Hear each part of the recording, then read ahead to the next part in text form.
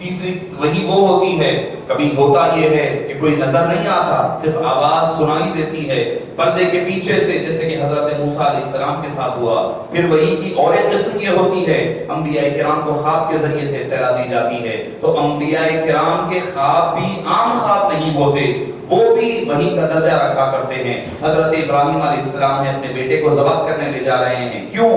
پوچھا کہ کیوں؟ فرمایا انی ارا فی المنام انی اذبحک، میں نے خواب میں تمہیں دیکھا ہے کہ ذبح کر رہا ہوں۔ تو پتہ چلا معزز سامعین کرام، انبیاء کرام عام لوگ نہیں ہوتے، ان کے خواب بھی وحی کا درجہ ہوتا ہے۔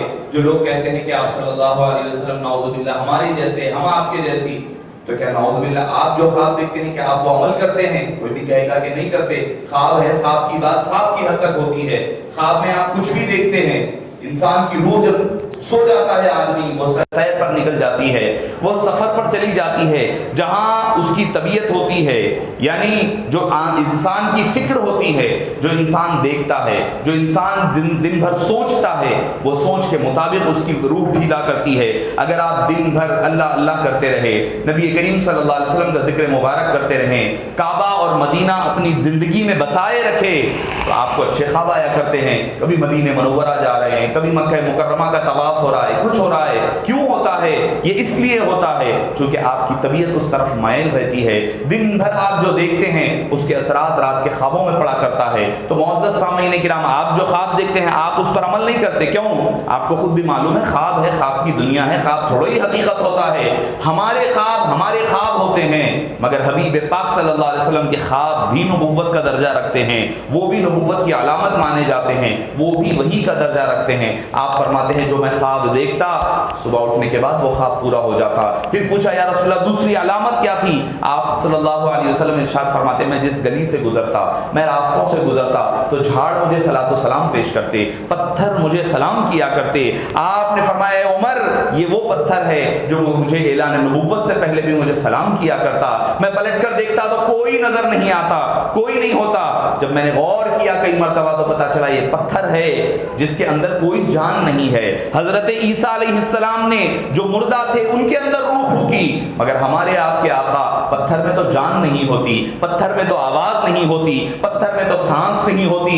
حضرت موسیٰ ہے، عیسیٰ ہے جو مردہ انسان تھا، جو بولتا تھا، جو سانس لیتا تھا، جو چلتا پھرتا تھا، اس کو دوبارہ زندہ کرتے جس کا ذکر قرآن کریم میں ملتا ہے۔ مگر ہمارے اور آپ کے آقا وہ ہیں جو بے جان میں جان ڈال دے، وہ مصطفیٰ جان رحمت صلی اللہ علیہ وسلم ہے۔ آپ صلی اللہ علیہ وسلم پتھر ہوتا وہ حبیب پاک سے کلام کرتا، شجر ہوتے وہ حبیب پاک سے سلام کرتے، حجر ہوتے وہ حبیب پاک صلی اللہ علیہ وسلم سے سلام کرتے۔ تو معزز سامعین کرام، آپ صلی اللہ علیہ وسلم فرماتے ہیں کہ پتھر مجھے الصلاۃ والسلام علیک یا رسول اللہ کہہ کر کے پکارا کرتے، اور یہ بخاری شریف کی حدیث پاک میں ہے۔ آپ کہیں گے کہ کوئی قصے کہانی یا واقعے کی بات نہیں ہے، یہ حبیب پاک صلی اللہ علیہ وسلم کی حیات مبارکہ کا روشن پہلو ہے، یہ ابتدا ہے۔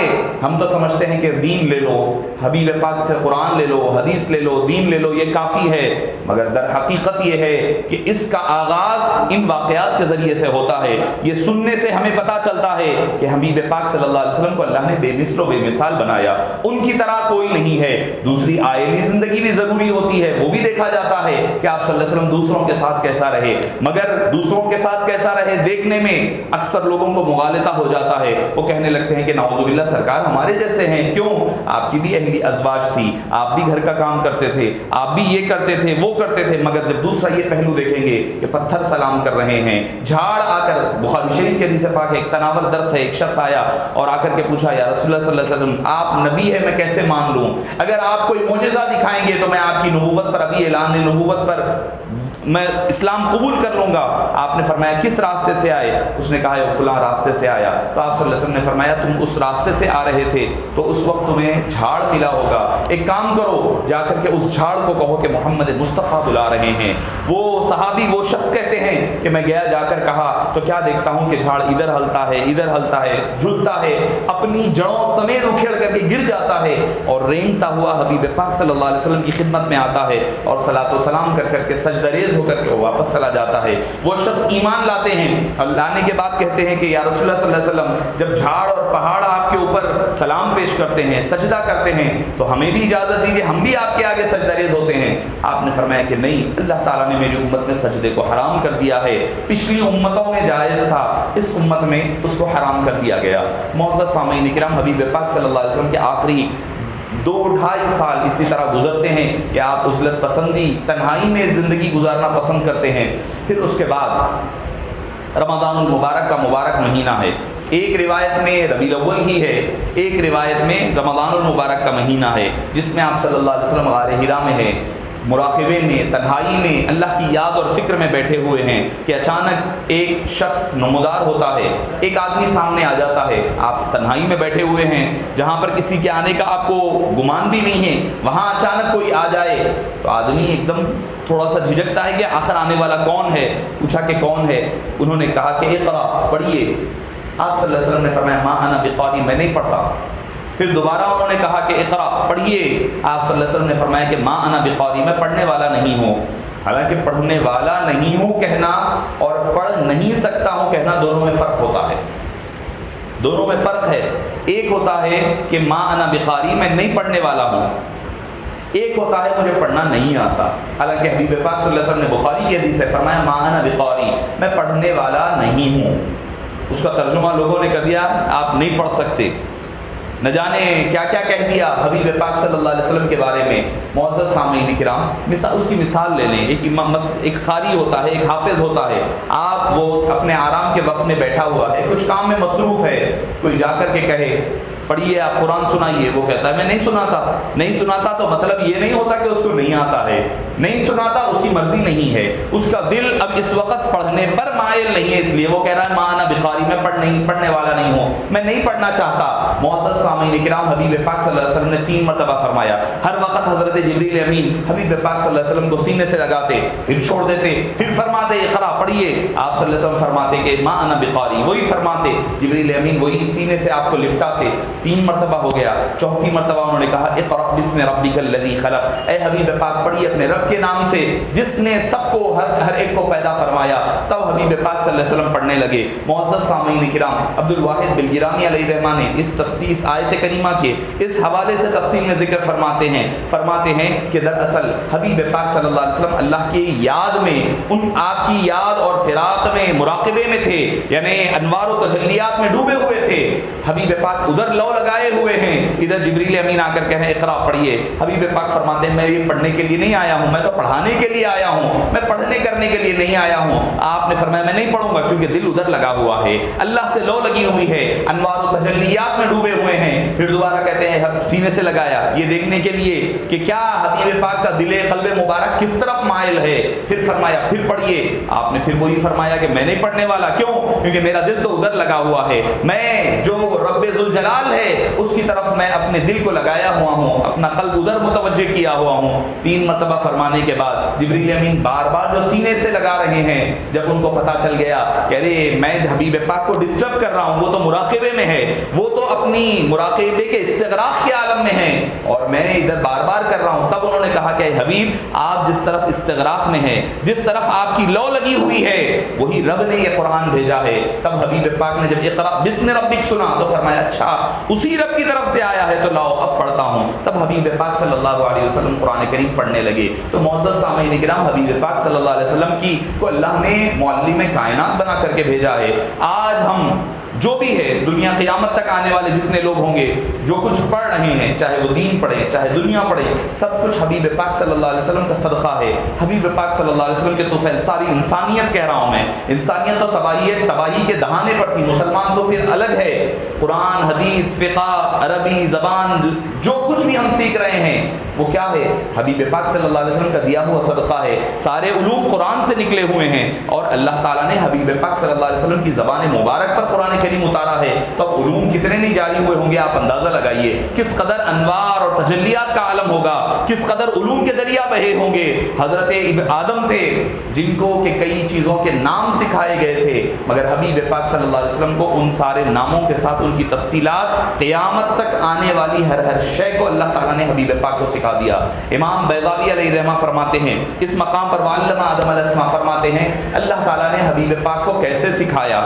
فرماتے ہیں کہ صبح قیامت تک آنے والا ہر شخص وہ کس کا بیٹا ہوگا، کس کا بھائی ہوگا، کس مقام پر رہے گا، کس علاقے پر رہے گا، اللہ تعالیٰ نے سب کچھ سکھا دیا ہے حبیب پاک صلی اللہ علیہ وسلم کو۔ ایک اور حدیث پاک میں ترمذی شریف میں آتا ہے، حبیب پاک صلی اللہ علیہ وسلم فرماتے ہیں قیامت کے قریب آنے والے کون لوگ ہوں گے، ان کا ذکر فرمایا کہ میں ان کو بھی جانتا ہوں، ان کے چہروں کو بھی پہچانتا ہوں، ان کے والد کے نام سے بھی جانتا ہوں، یہاں تک کہ وہ جس گھوڑے پر جہاد کریں گے اس گھوڑے کو بھی جانتا ہوں، گھوڑے کو بھی، اس کے نام کو بھی، اس کی نسل کو بھی جانتا ہوں۔ اللہ تعالیٰ کے لیے عجب کیا ہے جب اللہ تعالیٰ سکھائے اور خود فرماتا ہے وَعَلَّمَكَ مَا لَمْ تَكُنْ تَعْلَمْ، اے حبیب ہم نے آپ کو سکھایا ہے۔ پھر فرمایا سَنُقْرِئُكَ فَلَا تَنْسَى، اے حبیب ہم جب آپ کو پڑھائیں گے فلا تنسا تو آپ پھر کبھی بھولنے والے نہیں ہیں۔ جب اللہ پڑھائے اور اللہ فرما دے کہ حبیب نہیں بھولنے والے ہیں، اللہ پڑھانے والا ہو تو پھر پڑھانے والے پڑھانے کا انداز کیا ہوگا۔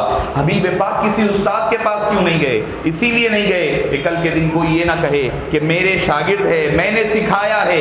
اللہ تعالیٰ نے اس چیز کو ختم کرنے کے لیے حبیب داور صلی اللہ علیہ وسلم کو بذات خود سکھایا ہے۔ خود فرماتے ہیں ادبنی ربی تأدیباً، کہ اللہ تعالیٰ احسن تأدیبی، فرمایا کہ میرے رب نے مجھے بہترین پرورش فرمائی ہے، بہترین علم سکھایا ہے۔ تو معزز سامعین کرام، حبیب داور صلی اللہ علیہ وآلہ وصحبہ وسلم کے پاس پہلی سورہ اقرا کی، سورہ علق کی 5 آیتیں آتی ہے، صرف 5 آیتیں۔ حبیب پاک صلی اللہ علیہ وسلم اپنے گھر کی طرف روانہ ہوتے ہیں، جسم پر کپ کپی طاری ہے، قرآن کریم ہے، چونکہ ہمیں نہیں پتہ ہے، ہم اس کو سمجھ نہیں سکتے، قرآن نہیں سمجھتے، اسی لیے اس کے جلال کو، اس کے انوار کو، اس کے تجلیات کو نہیں سمجھ سکتے ہیں۔ حبیب پاک صلی اللہ علیہ وسلم کے قلب مبارک پر صرف پڑھ نہیں رہے ہیں قرآن، سمجھ نہیں رہے ہیں قرآن، بلکہ خود آپ کے قلب مبارک پر اتر رہا ہے۔ قرآن خود کہتا ہے اگر وہ قرآن کو ہم پہاڑوں پر اتاریں تو پہاڑ ریزہ ریزہ ہو جائیں، وہ قرآن حبیب پاک کے قلب مبارک پر اتر رہا ہے۔ آپ اندازہ لگائیے اس کی ہیبت کا، اس کے جلال کا اور اس کے انوار و تجلیات کا۔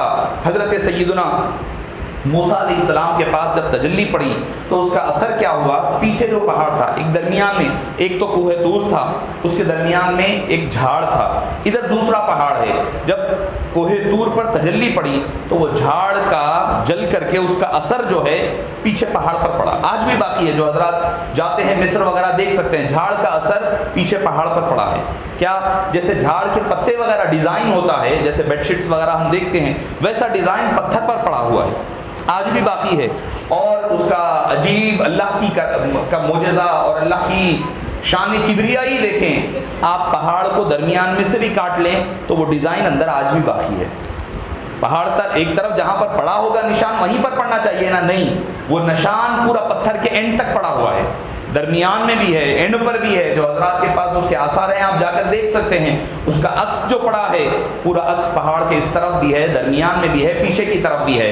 تو معزز سامعین کرام، اللہ کے جلال کا اندازہ، اس کے کلام کا اندازہ آپ لگا سکتے ہیں۔ جب قلب مبارک پر اترا تو آپ خشیت الہی کے باعث آپ کے اوپر کپ کپی طاری ہے۔ حبیب پاک صلی اللہ علیہ وسلم اپنی زوجہ مطہرہ سیدتنا ام المؤمنین خدیجہ الکبریٰ رضی اللہ عنہا کے پاس تشریف لے جاتے ہیں، آپ کو فرماتے ہیں زملونی زملونی، مجھے چادر اڑاؤ، مجھے کور کرو۔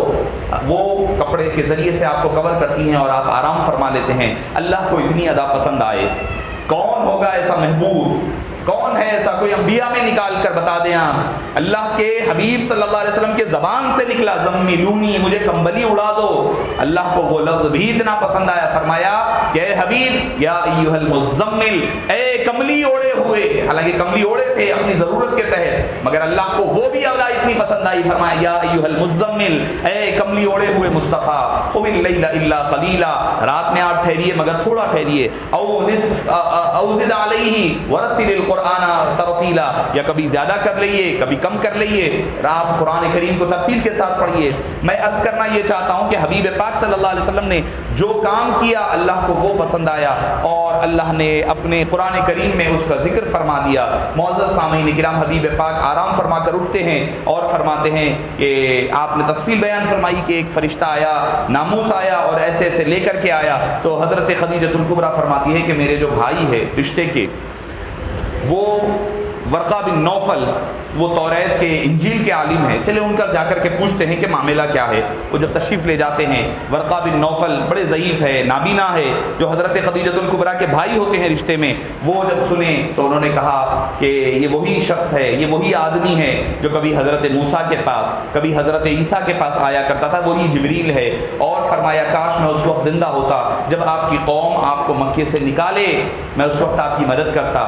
آپ نے فرمایا کہ میری قوم جو مجھے صادق کہی، امین کہی، اتنا سب کچھ مجھے چاہتی ہے، وہ قوم نکالے گی؟ آپ نے فرمایا جو کوئی یہ میسیج لے کر کے آیا ہے، جو کوئی یہ پیغام لے کر کے آیا ہے، تو ان کی قوم نے ان کے ساتھ یہی معاملہ کیا ہے۔ آپ نے اس کے بعد پھر فرمایا حضرت ورقہ بن نوفل کے بارے میں بعد میں لوگوں نے سوال کیا، بات چیت ہونے لگی کہ وہ مسلمان تھے، اور کچھ دنوں کے بعد ان کا انتقال ہو گیا۔ تو آپ صلی اللہ علیہ وسلم نے فرمایا کہ ورقہ کے بارے میں برا مت کہو، کیونکہ میں نے انہیں جنت کے خوبصورت ترین محل میں آرام کرتے ہوئے دیکھا ہے۔ معزز سامعین کرام، حالانکہ حدیث پاک میں کہیں پر ایسا وضاحت کے ساتھ نہیں ملتا کہ جہاں پر انہوں نے ایمان لایا ہو، بس ابھی تو اعلان نبوت، دیکھیے ابھی تو صرف آپ صلی اللہ علیہ وسلم کو اطلاع دی گئی ہے، حبیب پاک صلی اللہ علیہ وسلم یہ نبوت کا آغاز ہونے والا ہے، یہاں سے آپ کے شریعت کا آغاز ہوگا، آپ کی خاتم النبوت کا نبی ہونے کا اعلان ہونے والا ہے۔ آپ صلی اللہ علیہ وسلم کو ذکر کیا گیا، ابھی لوگوں کو یہ نہیں کہا گیا کہ لوگوں میں جا کر کے بلاؤ، نہیں، آپ صلی اللہ علیہ وسلم کو کچھ دن کے لیے پھر توقف ہو گئی، کچھ دن کے لیے وہی رک گئی۔ مفسرین کرام، محدثین فرماتے ہیں کیوں روک دی گئی؟ ایک تو وجہ یہ ہے کہ آپ صلی اللہ علیہ وسلم کو اور شوق اور جذبہ پیدا ہو جائے آئندہ وحی کے لیے، پھر دوسری وحی کے لیے تیار کروانا ہے، اور چونکہ بتلانا یہ بھی مقصود ہے کہ یہ وہ کلام ہے جو کلام صرف پڑھ کر گزر جانے کا نام نہیں ہے، پڑھ کر اس کو امپلیمنٹ کرنے کی ضرورت ہے۔ آپ صلی اللہ علیہ وسلم پر کچھ دنوں کے لیے وقفہ آیا، کچھ دنوں کے لیے وحی رکی، تو لوگ کہنے لگے کہ ہو سکتا ہے نبی کریم صلی اللہ علیہ وسلم کے پاس وہ فرشتہ آنا چھوڑ دیا ہے۔ اللہ تعالیٰ نے سورہ والضحیٰ نازل فرمایا، دوسری وحی تو یا ایھا المزمل ہے، پھر یا ایھا المدثر آئی، پھر اس کے بعد جب لوگوں نے تانے دیے تو اللہ تعالیٰ نے سورہ والضحیٰ نازل فرمایا، فرمایا اے حبیب آپ کے چہرے مبارکہ کی قسم، آپ کو آپ کا رب کیسے چھوڑ سکتا ہے جس نے آپ کو اپنی محبت کے لیے چن لیا ہے، آپ کو محبت کے لیے چن کر اپنی خاص اپنے مقام قرب میں رکھنے کے لیے رکھا ہے، وہ آپ کو کیسے چھوڑ سکتا ہے؟ پھر اس کے بعد وحی کا سلسلہ شروع ہوا، اعلان ہوا کہ اے حبیب وانذر عشیرتک الاقربین، اپنے قریبی رشتہ داروں کو ڈرائیے۔ آپ صلی اللہ علیہ وسلم نے سب سے پہلے آ کر حضرت سیدتنا خدیجہ الکبریٰ کو ذکر فرمایا، اپنی زوجہ محترمہ ہے جو آپ سے 15 سال عمر میں بڑی ہے، آپ نے جیسے ہی کہا حضرت خدیجہ نے ویسے ہی اسلام قبول کر لیا۔ آپ حبیب پاک صلی اللہ علیہ وسلم کی مقام و مرتبہ کا پتہ چلتا ہے، آپ کی اپنے ازواج کے ساتھ زندگی کا پتہ چلتا ہے۔ ہم تو یہ ہے کہ بیویوں کے ساتھ بدترین سلوک کرتے ہیں، مگر حبیب پاک صلی اللہ علیہ وسلم سب سے بہترین سلوک کرنے والے۔ آپ کا اپنی بیوی پر کس قدر اثر ہے دیکھیے، آپ پہلی مرتبہ اعلان نبوت فرما رہے ہیں، پہلا میسیج دے رہے ہیں، سب سے پہلے قبول کرنے والی حضرت خدیجہ الکبریٰ رضی اللہ عنہا کی ذات مبارکہ ہے، فوری طور پر اسلام قبول کرتی ہے۔ پھر حضرت علی ہیں، حضرت ابو بکر ہیں، حضرت زید ہے، حضرت عثمان بن عفان، آہستہ آہستہ یہ کڑی بنتی گئی، پھیلتے گئے، اور ہوتے ہوتے ابتدائی 3 سال جس کو آپ صلی اللہ علیہ وسلم کو کہا گیا تھا کہ آپ خاموشی کے ساتھ دین کی تبلیغ فرمائیے، انڈیویجول پرسنز کو پکڑ کر کے، یعنی سیکریٹ مشن چل رہا ہے پہلے 3 سالوں تک، جس میں صرف 40 لوگ اسلام قبول کیے ہیں، صرف 40 لوگ۔ مکے کے جو لوگ ملتے آپ ان کے سامنے اپنا پیغام پیش کرتے، جو غریب اور سب سے پہلے جو ایمان لانے والوں میں سب سے پہلے غریب لوگ رہے، مجبور لوگ اور دبا ہوا طبقہ رہا، کیوں؟ کیونکہ ان کے اوپر ظلم و ستم سب سے زیادہ ہو رہا تھا۔ اسلام نے بتایا اور کوئی عبادت نہیں ہے، صرف کیا اخلاقی طور پر ان کی تبلیغ کرنا، اخلاقی طور پر ان کو سدھار پیدا کرنا، یہی اسلام پر بتلایا گیا۔ ابتدائی سالوں میں یہی آپ نے فرمایا، یہی پیغام کو سامنے پیش کرا۔ جب اللہ تعالیٰ نے جب دیکھا کہ 40 کا عدد مکمل ہو گیا ہے، اللہ عز و جل نے حکم دیا ہے حبیب پاک اب اعلان نبوت عام فرما دئیے۔ آپ نے جبل ابو قبیس پر چڑھ کر کے اعلان فرمایا کہ یا صباح یا صباح، اے لوگوں آ جاؤ۔ سارے کے سارے لوگ جمع ہونے لگے، کیوں؟ کیونکہ وہ اس دور کا میڈیا پوائنٹ تھا۔ اس دور کا میڈیا پوائنٹ تھا جہاں سے کوئی اہم اعلان ہوتا تو اس مقام سے ٹھہر کر کیا کرتے اور صبح کے وقت بلایا کرتے، مگر اس دور کا طریقہ یہ تھا کہ اپنے کپڑے اتار کر کے کرتے۔ حبیب پاک صلی اللہ علیہ وسلم اپنی شان کریمی کے ساتھ اپنے مکمل لباس میں ٹھہرے ہوئے ہیں، یہاں تک کہ آپ نے اپنے کاندھوں پر کمبلی بھی ڈالی ہوئی ہے۔ یہ بتلایا جا رہا ہے کہ دیکھو صبح ہمارے لیے ایک میسج تھا۔ آپ صلی اللہ علیہ وسلم کے دور میں تو سوشل میڈیا تو تھا نہیں، کوئی واٹس ایپ فیس بک کا دور تو نہیں تھا، آج کا دور ہے۔ حبیب دعوت صلی اللہ علیہ وسلم نے ہمیں پیغام دیا کیا کہ اگر تمہیں ہو سکتا ہے دین کا کام کرنا، تبلیغ کرنا تو ہمیشہ سے ہے، ہمیشہ رہنے والا ہے، اس کے تبلیغ کرنے کا انداز بدلے گا، موڈ چینج ہوگا، اس کے کمیونیکیشن کے ذرائع بدلیں گے، ذرائع ابلاغ کے ذرائع بدلیں گے، کبھی کچھ ہوگا، کبھی فون ہوگا، کبھی ٹیلی ویژن ہو سکتا ہے، کبھی سوشل میڈیا ہو سکتا ہے، آگے جا کر کے اور کچھ تبدیلیاں آئے گی۔ حبیب پاک نے ہمیں پیغام دیا کیا کہ دیکھو اپنا پیغام تمہیں دینا ہے، ان کا اگر پلیٹ فارم یوز کرنا پڑتا ہے کرو، مگر طریقہ اپنا ہونا چاہیے، اپنے انداز میں، اپنے طریقہ کار سے جو ہم نے تمہیں دیا ہے اس طریقے کو عمل کرتے ہوئے تم موجودہ دور کا سوشل میڈیا بھی استعمال کرتے ہیں تو معزز سامعین کرام حبیب پاک نے ہمیں بتایا استعمال کرو، مگر انداز اپنا ہونا چاہیے، کردار اپنا ہونا چاہیے، ایسا نہ ہو کہ تم ان کی راہ میں بہہ جاؤ۔ معاف فرمانا، آج ہمارا نوجوان طبقہ جو برائیوں کی طرف بڑھ رہا ہے، جو خرابیاں ہمارے اندر آئی ہے، وہ سب سے زیادہ خرابیاں سوشل میڈیا کے ذریعے سے پائی جاتی ہے۔ اگر معاف فرمانا مجھے اگر آپ کہیں گے، ایک صاحب نے کہا کہ بچے کی دریافتی کا معاملہ ہے، میں نے کہا اس کا فون لو، کوئی ایکسپرٹ کو دے دو، پتہ چل جائے گا بچہ کتنا نیکوکار ہے، کتنا پارسا ہے، اس سے پتہ چل جائے گا۔ معزز سامعین کرام، ہمارے نوجوان ان بری لتوں میں پڑے ہوئے ہیں، سوشل میڈیا کا استعمال غلط کاموں کی وجہ سے، غلط کاموں کے لیے کیا جا رہا ہے، فحش کاری کے لیے، گندی چیزیں دیکھنے کے لیے، پھیلانے کا ذریعہ بن رہے ہیں۔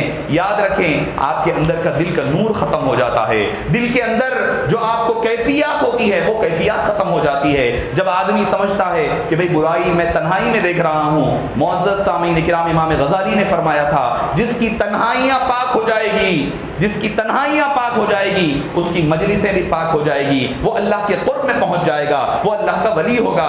چار کے سامنے تو آدمی اچھا رہ سکتا ہے، تنہائی میں جو ہوتا ہے وہ حقیقت میں ہوتا ہے۔ حبیب پاک صلی اللہ علیہ وسلم کی سیرت پاک سنانے کا مقصد ہی یہی ہے، اپنے کردار میں کچھ اس کی خوشبو اپنے کردار میں پیدا کریں۔ وہ جو حبیب پاک کی سیرت پاک کا عطر مبارک ہے وہ اپنی زندگیوں میں کہیں تو لگے، ظاہر تو عطر لگ رہا ہے، کبھی باطن میں بھی تو لگ جائے۔ ہم میلاد پاک آتا ہے، بڑی خوشیوں کا اظہار کرتے ہیں، جتنا ہو سکتا ہے کیا جائے، مگر اپنے کردار پر بھی کچھ کام ہونا چاہیے۔ جتنی لائٹنگ ہم نے باہر لگائی ہے، کچھ لائٹنگ کا 1% اپنے اندر بھی لگے، جو جھنڈیاں ہم نے باہر لگائی ہے اپنے دل کے اندر بھی حبیب پاک سے سچی پکی محبت کی عقیدت کے اظہار کے طور پر بھی اندر بھی تو کوئی جھنڈی لگے۔ صرف باہر ہی رہ جائے گا تو اندر نہ پہنچے تو پھر مقصد ناکام ہو جائے گا، مقصد نامکمل رہ جائے گا۔ اگر چاہتے ہیں حبیب پاک کی کامل اتباع چاہتے ہیں تو محبت بھی رہے، عمل بھی رہے، اتباع بھی رہے۔ معزز سامعین کرام، آج ہماری تنہائیاں، نوجوانوں کی تنہائیاں ناپاک ہو چکی ہے، ان تنہائیوں کو پاک کر لیں، اللہ تعالیٰ کا رحمت اور آپ کی برکتیں آپ کی ساتھ شامل حال ہو جائے گی۔ حبیب پاک صلی اللہ علیہ وسلم نے فرمایا، کیا فرمایا حبیب پاک صلی اللہ علیہ وسلم نے؟ لا ایمان لمن لا حیا علی، جس کے پاس حیا نہیں ہے اس کے پاس ایمان ہی نہیں ہے۔ فرمایا کہ حیا اور ایمان دونوں ساتھیاں ہیں، دونوں کمپینینز ہیں، دونوں ایک دوسرے سے جڑی ہوئی ہے۔ جہاں حیا ہوتی ہے وہاں ایمان رہتا ہے، اگر حیا چلے جائے تو ایمان بھی رخصت ہو جاتا ہے۔ جہاں حیا ہے وہیں ایمان رہتا ہے۔ ہم یہ سمجھتے ہیں کہ حیاداری صرف لڑکیوں کا نام ہے، برقعے پہن لینے کا نام حیاداری ہے، نہیں، حیا ہر انسان کے اندر ہوتی ہے، اس کی روح کے ساتھ بسی ہوئی رہتی ہے۔ جب آدمی برائی کو دیکھتا ہے، بری چیزوں کی طرف اس کی التفات ہوتا ہے، حرام کاریوں کی طرف جاتا ہے، اس کی حیا کا لیول نیچے گرتا ہے، ہوتے ہوتے ہوتے یہ مقام پر پہنچ جاتا ہے، حیا مکمل طور پر ختم ہو جاتی ہے۔ اس کے بعد اس کے اوپر کوئی بات کا اثر نہیں ہوتا۔ اگر کسی بات کا کوئی اثر نہیں ہو رہا ہے اور گناہ کھلے عام کر رہا ہے تو معزز سامعین کرام پتہ چلے گا کہ حیاداری ختم ہو گئی ہے، ایمان کی حلاوت ختم ہو رہی ہے۔ تو معزز سامعین کرام، حبیب پاک صلی اللہ علیہ وسلم نے ہمیں یہ بتلا دیا، یہ پیغام دے دیا کہ دیکھو دنیا کون سی بھی ہونے دیجیے، ہمارے پاس نوجوان ہے، اکثر دیکھنے میں بھی آتا ہے کہ کوئی کچھ کہہ دے، اگر مثال کے طور پر کوئی بری بات کہہ دے، کوئی اسلام کے تعلق سے غلط کہہ دے، ہمارے نوجوان جا کر کے فیس بک پر ہو جائے، ٹویٹر پر، سوشل میڈیا پر گالی گلوچ کرنے لگ جاتے ہیں۔ نہیں، ہمیں تو یہ اسوہ نہیں دیا گیا۔ اگر وہ برا کر رہا ہے، حبیب پاک صلی اللہ علیہ وسلم نے بتلایا کہ کردار کے ذریعے سے اپنی تبلیغ کی جائے، وہ گالی دیتے، حبیب پاک صلی اللہ علیہ وسلم ان کے لیے دعائیں دیتے، وہ پتھر مارتے، حبیب پاک ان کے لیے قبائیں بچھاتے ہیں، وہ کانٹی بچھاتے، حبیب پاک ان پر رحمت کے پھول برساتے۔ یہی تو کردار ہے، یہی تو کردار ہے جس کی وجہ سے آپ نے تبلیغ دین حنیف فرمایا تھا، تلوار سے نہیں، گالی گلوچ کر کر کے نہیں۔ ہم لوگ فوری طور پر گالی گلوچ پر آ جاتے ہیں۔ حبیب پاک صلی اللہ علیہ وسلم نے فرمایا کہ گالی گلوچ کرنے والا، لعن طعن کرنے والا مسلمان نہیں ہو سکتا، وہ مسلمان کا یہ کردار نہیں ہے کہ لعن طعن کرنے لگ جائے۔ ہاں اگر کسی نے کچھ غلط کہا ہے تو اس کا رد کیا جائے، مگر وہ بھی مہذب پیرائے میں کیا جائے۔ یہی کردار حبیب پاک صلی اللہ علیہ وسلم نے ہمیں عطا فرمایا ہے۔ اللہ پاک سے دعا ہے کہ باری تعالیٰ جو کچھ کہا اور سنا گیا اس کو قبول فرما، کہنے اور سننے والوں کو عمل کی توفیق نصیب فرما۔ وصلی اللہ تعالی وسلم علی خیر خلقہ ونور عرشہ سیدنا و نبینا و مولانا محمد وعلی آلہ وصحبہ اجمعین والحمد للہ رب